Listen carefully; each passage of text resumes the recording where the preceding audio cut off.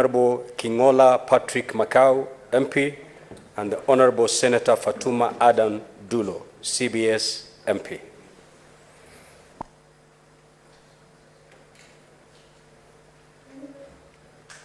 Yes, Stuart Majayo, Senator Kilifi. Thank you, Mr. Speaker. Mr. Speaker, with your kind permission, please allow me to move that the motion be amended at paragraph B3, Roman 3, by deleting the name of the Honorable Senator Fatuma Adan Dullo, CBS MP, and substituting thereof the name of the Honorable Senator Eric Okongo Omogeni,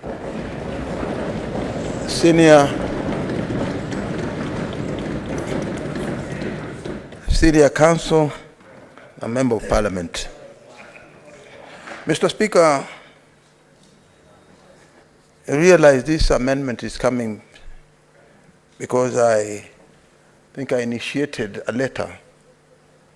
I wrote a letter to your counterpart, the Speaker of the National Assembly, after due consultation with members of the minority,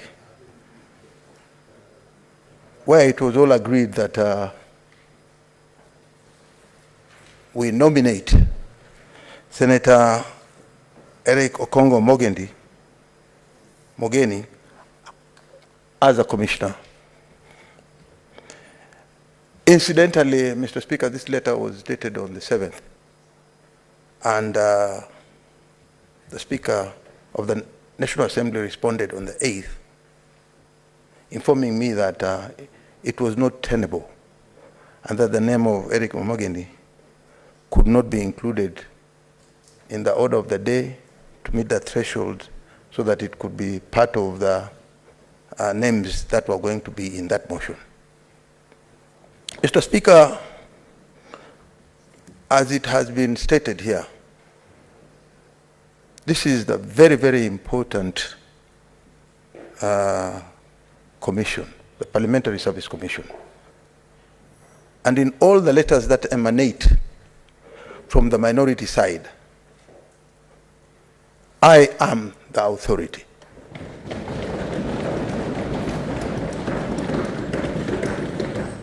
Unfortunately, this was not to be so, and another letter was written which led to that appointment. In any case, I wrote a letter, Mr. Speaker, explaining the circumstances that the final decision rests with the minority.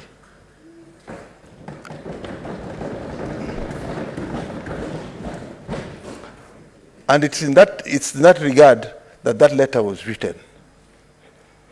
I want to say I'm glad that the resolve of the minority was to nominate a competent senior counsel in the House. His resource, I believe, will be witnessed, as proclaimed by the majority leader, that it needs strong personalities to move mountains. We have confidence in the rest of the team from the majority side, who are named here as Faith Wairimu Gitau, Muhammad Ali, John Kinywa Nderitu, Joyce Korir, Mishimboko, and Kingola Patrick Macau. We have confidence in them. And basically, it's this confidence that has led the members to say that we be granted this opportunity so that this amendment can be placed before you. Mr. Speaker, as we are aware that it is the Commission that owns Parliament, we as members rely on the gains made by the people who represent us in the Commission. Mr. Speaker, we need strong personalities. I need not to say, and I don't want to repeat this, but I think it has been demonstrated in this whole House, either from the minority side or from the majority side, the confidence has been demonstrated to the Senior Counsel, Omogeni. It's in that regard, I think I want to move this amendment, and I hope it succeeds, and I want to call my brother, Senator Fokitui, the Deputy Minority Leader, to come forth and second. Senator Enoch. Thank you.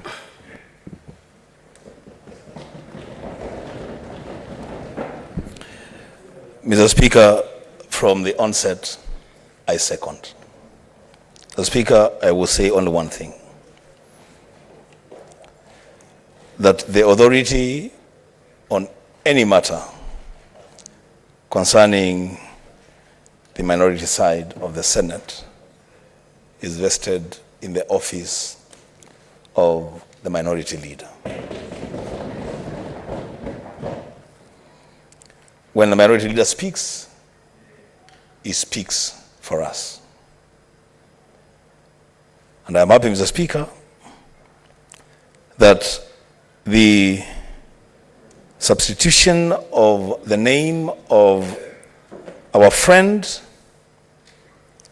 Senator Fatuma Adan Dullo, CBS MP, with the name of Senior Counsel Eric Okongo Mogeni, has attracted a very bipartisan approach. That both sides of the House feel that Senator Omogeni will be in a better position as a Speaker to represent the interests of the Senate in the PSC. The Speaker, I am not worthy to invite you to do this. But Mr. Speaker, I have read the mood of the House. And from the look of things, Mr. Speaker, these members want you to just put the question, they vote, and we go home and wait for Senator Omogeni to begin doing the job of representing us in the PSC alongside Senator Kenywa and alongside our sister Joyce Correll. The Speaker, I second.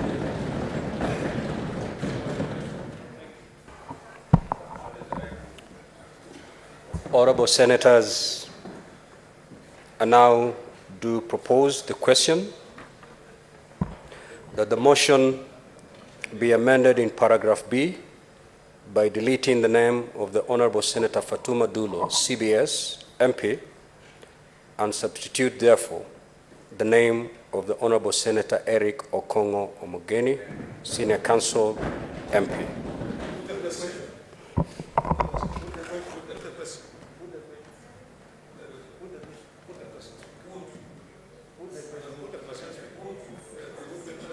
Honorable Senators, the chair is in charge.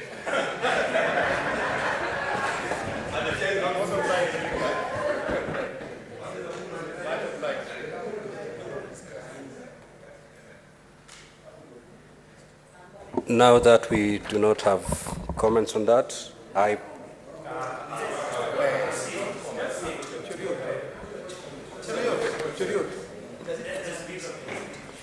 I will proceed to put the question, which is that the motion be amended in paragraph B by deleting the name of the Honorable Senator Fatuma Adam Dullo, CBS MP, and substitute, therefore, the name of the Honorable Senator Eric Okongo Omogeni, Senior Counsel MP. As many as of that opinion say aye. Aye.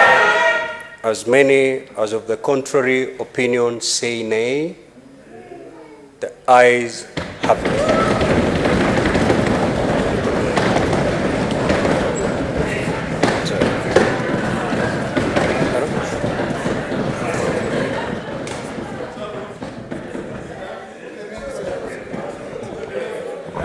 So, honorable senators, we will now resume debate on the motion as amended.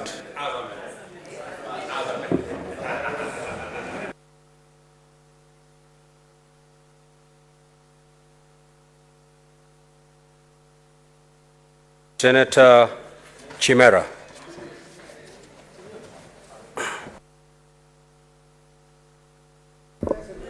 Asante Bwana Spika kwa fursa hii.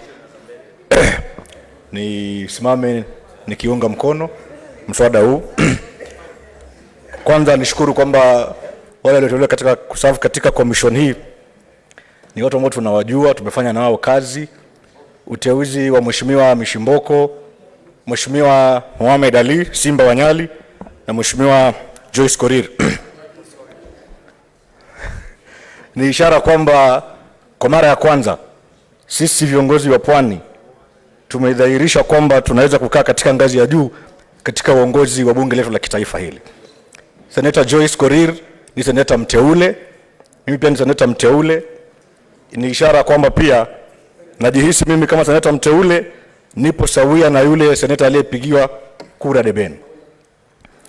Mheshimiwa Spika, niweze pia kuwashukuru wenzangu kuweza kumleta katika tume hii Seneta Okongo Omogeni. Seneta Okongo Omogeni ni wakili aliyebobea, ni seneta mchapakazi, na ilikuwa ni jambo baya zaidi kwamba kumuona Seneta Okongo Omogeni anaweza kuzama kupitia siasa potofu, siasa ya utapeli, siasa ya chuki na siasa ya wivu.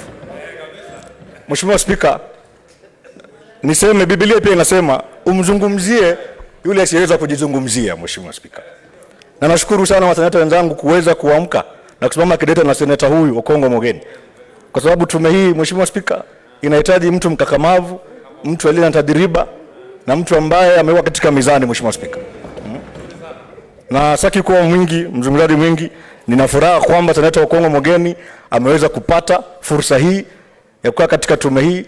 Senator Omogeni aluta continua. Na kidogo nikwambie kwamba wasikuvue nguo tena hawa. Wasikutue nguo tena katika hali hii. Mheshimiwa Senator, huku kwetu kwa wingi tunajipikia, tuko jikoni, tunajipikia wenyewe, tunajiandalia na tunajipakulia na tunakula minofu. Karibu sana Mheshimiwa Okongo Omogeni. Na Mheshimiwa Spika, asante. Nimesimama hapa kusema kwamba naunga mkono hoja hii. Asante sana Mheshimiwa Spika. Senator Boyce Juma.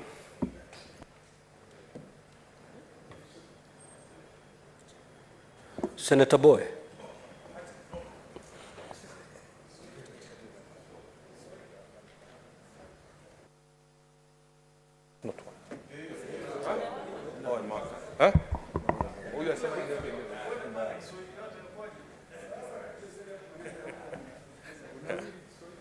Asante sana Mheshimiwa Spika kunipa fursa hii, na mimi pia niweze kutoa shukrani yangu na pia kwa kwa maseneta waliochaguliwa katika hii PSC. Mheshimiwa Spika, kusema la kweli kwamba siku ya leo ni kwamba tumeweza kutatua huu mtata ambao kwa upande wetu sisi huku ilikuwa inatukera sana. Hatujui tufanye nini, lakini leo tumemaliza hii shida iliyokuwa hapa. Na Mheshimiwa Spika, kama unavyojua katika sisi maseneta tuna shida nyingi sana. na lazima tupate mtu ambaye atatuongoza kule mbele kutupigania sisi maseneta haki yetu, kama alivyozungumzwa hapa na seneta Chedot kwamba sisi maseneta tuna jukumu kubwa sana. Tuna jukumu kubwa sana kwa sababu utakuta kwamba katika hali yetu ya kifedha, matatizo yetu na kila kitu chetu, ni lazima tupate makomishina ambao watatutetea ili tuweze kupata haki zetu sisi. Maseneta wenzangu, mimi nasema hivi, Senator Omogeni amebobea kisheria. Yeye ni senior counsel na tuna imani kwamba akiingia kule, hii pesa sisi tutaongezewa pesa zetu za mileage, za nyumba na kila kitu. Kwa hivyo Mheshimiwa Speaker, naunga mkono hii haja kabisa. Na Mheshimiwa Senator Omogeni akifika kule, kaa ukijua kwamba sisi tunahitaji tuone mambo yamekuwa mazuri. Kama vile Mheshimiwa Cheriot alipokuwa pale alipigania sana, na amezungumza hapa, amepigania sana pesa za nyumba za watu na mastafu za watu katika Parliamentary Service Commission. Na mimi nina hakika na wewe pia ukiingia huko uhakikishe kwamba mambo yetu yamekuwa mazuri kabisa. Asante sana Mheshimiwa Speaker. Gloria.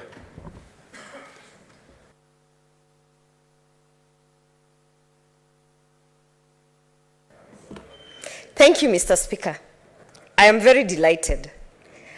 I have been in this house for a very short period of time, but I've quickly found out that having a commissioner in PSC who can fight for our rights is very important.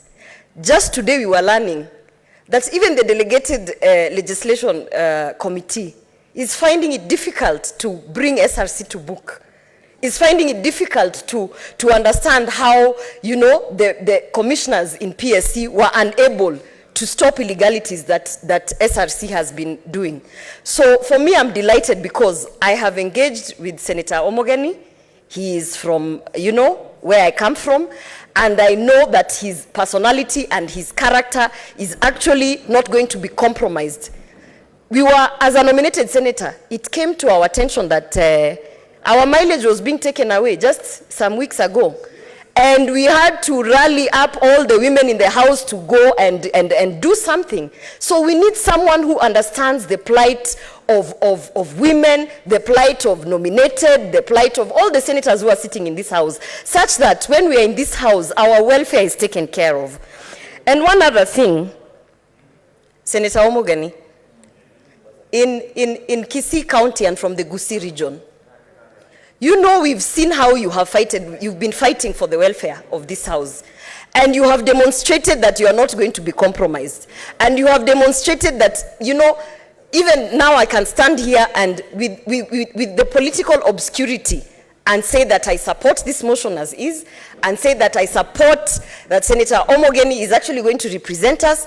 And for sure, we are hoping that when you go there, do not forget us nominated senators. There is a fight that is brewing there. There are some things that are being cooked there.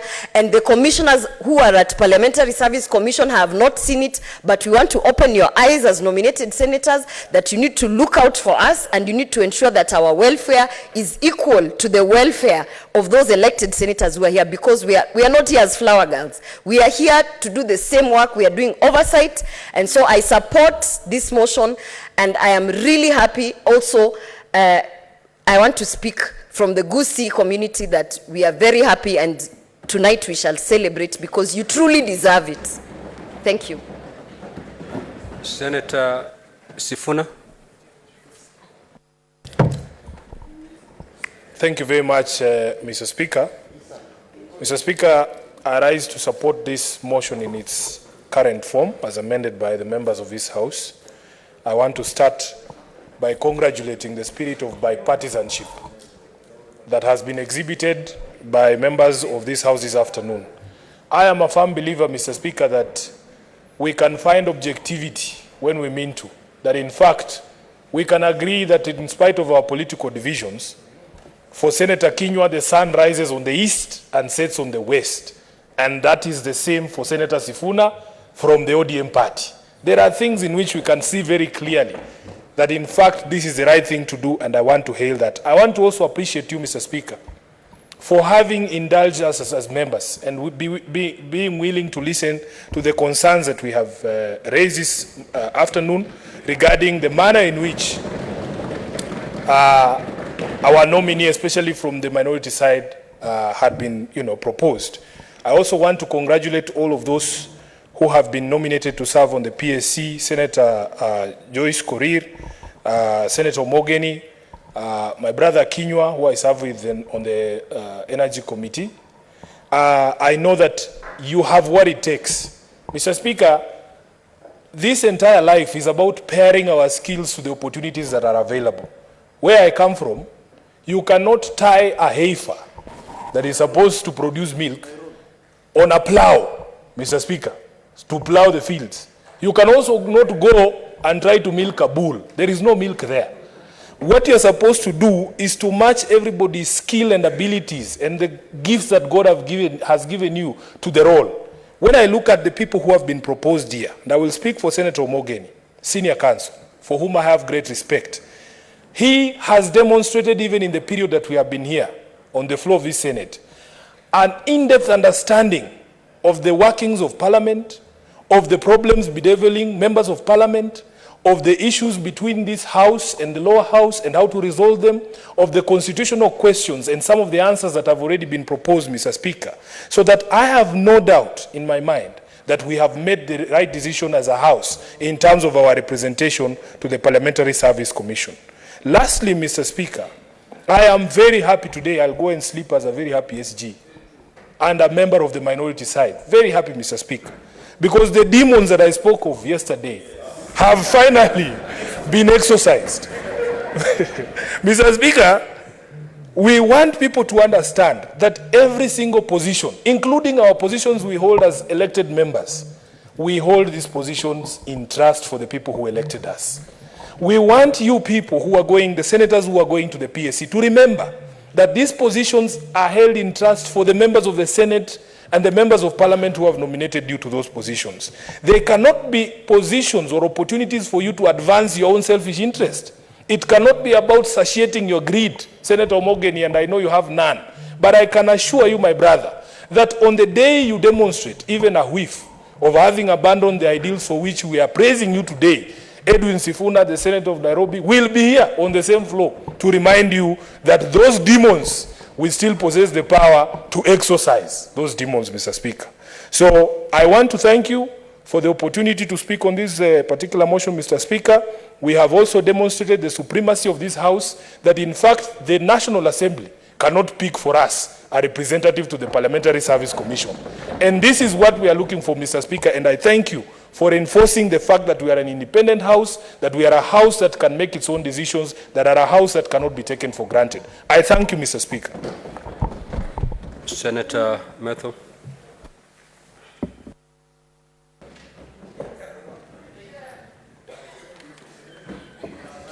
Thank you very much, Mr. Speaker. I can see the excitement of my colleagues, whom we've have been comrades in arms in this particular matter. But first and foremost, I rise to support the motion as amended and as brought by the leader majority on the nomination of the 7 members that will be serving in the Parliamentary Service Commission. I would not want to underscore the importance of the Parliamentary Service Commission. The Senator for Kericho, Senator Cheriot, has spoken in depth, having served as a commissioner. I want to congratulate the 7, Honorable Faith Wairimu, Honorable Mohamed Ali, Honorable Senator Kinywa, Honorable Senator Joyce Korir, Honorable Mishi Boko, Honorable Patrick Makau, and our very own Senator Eric Okongo Omogeni. As I congratulate them, I want to, on behalf of the people of Nyandarua, to really laud the ruling party for having seen it that our County Woman Member of Parliament, Mama Faith Wairimu, will be serving in the Parliamentary Service Commission. This is a first for the people of Nyandarua. It has not happened since we got independence in 1963, and we are very, very happy that the President and indeed the party, the UDA party, has found it fit to have one of us, the woman representative of Nyandarua, to be serving in the Parliamentary Service Commission. I am so certain, having interacted with her, having voted for her, that she will come with a lot of, she is dedicated, and she comes with a lot of experience, having served in the last Parliament. And indeed, all of them I know they will be able to serve the Senate, serve the National Assembly, the members, and the members of staff. I would not want to stress on that point on the work that is ahead. I only say, as I said the last time that I spoke here, that the celebrations will be short-lived. As the Senator of Nairobi just spoke, we are celebrating you today, but if for a minute you forget why we are celebrating you, we shall be here. And with the same spirit, with the same vigor, with the same effort, with the same spirit, we shall do with you. And you know that we shall do with you. And you know when you are determined, the extent that we can go. You have seen the bipartisan approach that we have employed on this matter. We shall do that. You shall not remember that you are a colleague. We shall not remember that you are a friend. We have sent you there, and we are hopeful that you shall do the needful. On the 22nd of May 2020, I've had an opportunity to look at the Hansard of 22nd May of 2020. It was an unfortunate day, a first again, when the Deputy Speaker of, the then Deputy Speaker of this Senate, the Honorable Professor Kithure Kindiki, was being hounded out of office. And if you look at his submission, he said, this injustice that is happening today will happen tomorrow to another person. I am very proud today, this afternoon, that I have been one person from this side of the coalition, and many others from our side, that have always supported the cause of Senator Eric Okongo Omogeni, because I believe that it will be him today, and then it will be another person tomorrow. In fact, I was reminding him that he unfortunately, on the 22nd May of 2020, voted with a lot of impunity to hound out of office the good man, Professor Kithure Kindiki. So when I saw injustice happening to him, he was only getting a fraction of what he made another person feel. And it is a lesson to all of us. But anyway, I have been supporting him. I would go down in history as I think the first prophet of this house, because on the 4th of October 2022, I prophesied that Eric Okongo Omogeni will be serving in the Parliamentary Service Commission. We had not even formed the committees, but I looked into his eyes. I saw, and I even looked at how his bald head is shining. I looked at him, he looks a senior, a person who is competent, and he looks a person who can be a good commissioner. But as I wind up, Mr. Speaker, and as we read the mood of the House, you see that all of us, we are really satisfied with how it is happening. But as I wind up, you have a lot of responsibility that is on your shoulders, especially you, Senator Okongo Omogeni, because, Mr. Speaker, because you know that we have snatched Senator Okongo Omogeni from the jaws of a crocodile, so he should always remember this day that we worked to have him in there, and we have no vendetta against anybody. We only felt that he's the best placed. And those things that he has been saying, let him go and say these things at the Parliamentary Service Commission. Otherwise, if you come to the auditorium and you are telling us things that you are supposed to say there, we shall not entertain you. You leave that one to me and Senator Sifuna. We shall be saying it at the audience. But you have been vested with the authority. Go and do what we shall be saying with Sifuna on the floor of the House. I thank you very much, Mr. Speaker. Senator Asige Christo.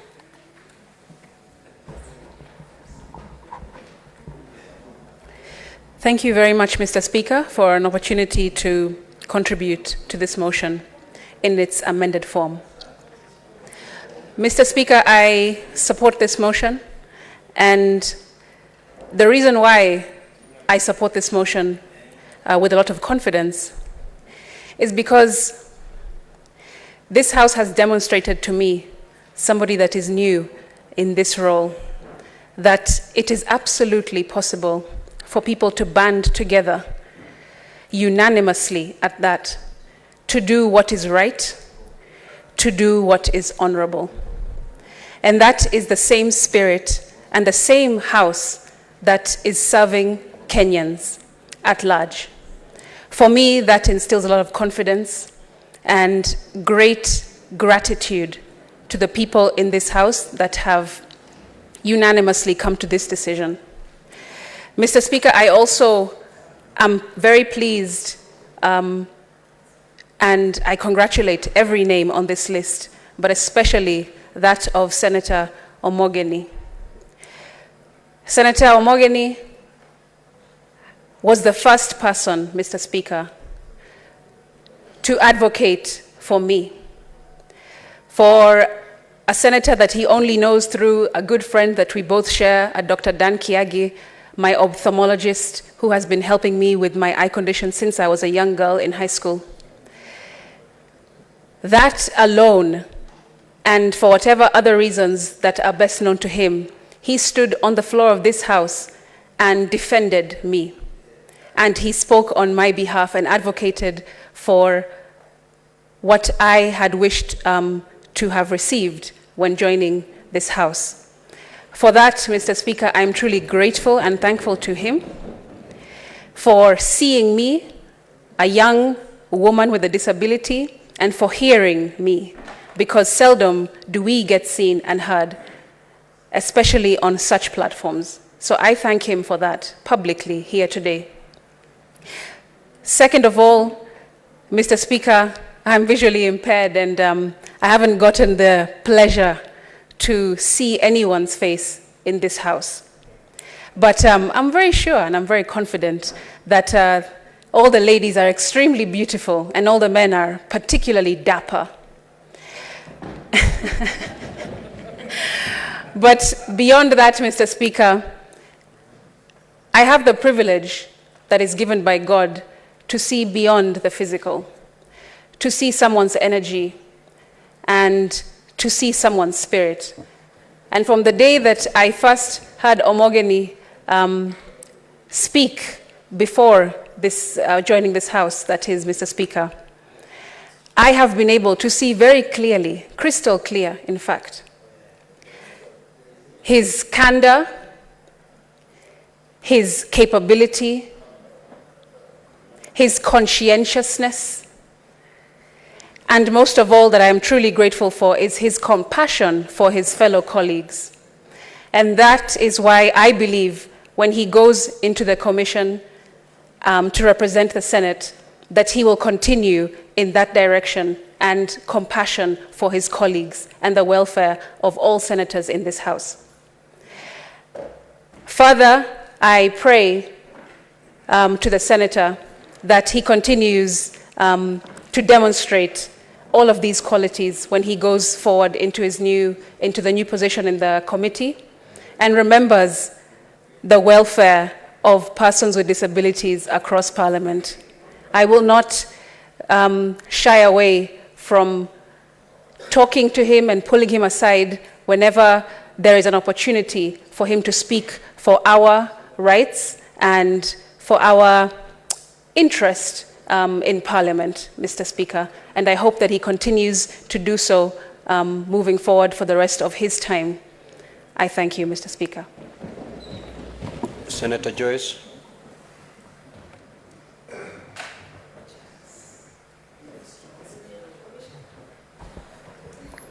Yeah, thank you very much, Honorable Speaker. Allow me, Speaker, to thank my colleagues for overwhelming support that they have shown to the members who have been nominated to serve in Parliamentary Commission. Honorable Speaker, I'm the happiest person, Honorable Speaker, and I must thank the Kenya Kwanza government for giving us this opportunity and even agreeing with our colleagues to have our member, Honorable Omogeni, included in the list. Honorable Speaker, I want to say that there are a number of challenges that are facing the members, both in the National Assembly, the Senate, and even in the county governments. And I want to say, Honorable Speaker, that there are some issues that are cross-cutting, especially when it comes to issues SRC, And I remember that today, this morning, we were dealing with a statement that was brought by Senator Faki. And funny enough, Honorable Speaker, the ruling that was given to us is a ruling that was brought on 2013. That was it was a question by then, or it was a challenge by then, which was brought by Senator Omutata. And funny enough, today is the wearer of the shoe. So, Honorable Speaker, as a member of commission, I am so happy because I know I might not be the best. But I want to say, Honorable Speaker, we will work under consultation, and I know, Honorable Speaker, the actions that we are going to take as a commission will speak for us. We might not speak much now, but I want to say and assure members that we will work in consultation, and the actions that we are going to take immediately we assume office will speak for us. Otherwise, thank you very much. May God bless you. And going as by the mood of the House, Honorable Speaker, if you may allow me, I will request, Honorable Speaker, that you put this question, Honorable Speaker. Thank you.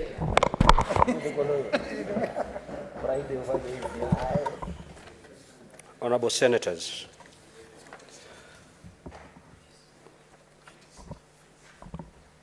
I now do put the question. That pursuant to the provisions of Article 127(2) of the Constitution, the Senate approves the appointment of the following members of Parliament to the Parliamentary Service Commission. A, under subsection C1, the Honorable Faith Wairimu Gitau, MP, the Honorable Muhammad Ali Muhammad, MP, the Honorable Senator John Kinyua Nderitu, MP, and Senator Joyce Korir, MP. Under subsection C2, the Honorable Mishi Juma Hamisi Mboko, MP, the Honorable Kingola Patrick Makau, MP, the Honorable Senator Eric Okongo Omogeni, Senior Counsel, MP. As many as of that opinion say yes. Yes. As many as of the contrary opinion say no. The yes have it. Next order.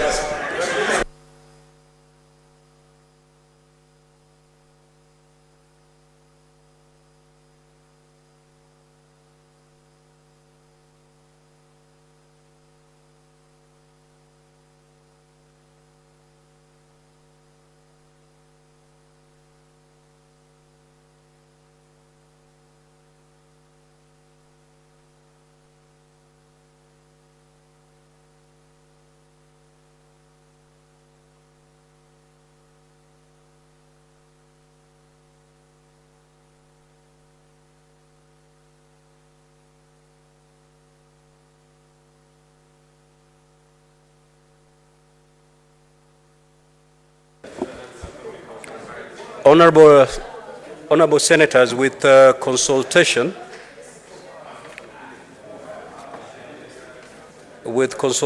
we are deferring order number 10 to tomorrow. And therefore, there being no other business, Honorable Senators, there being no other business on the order paper, the Senate stands adjourned until tomorrow, Thursday, the 10th of November, 2022 at 2:30 p.m.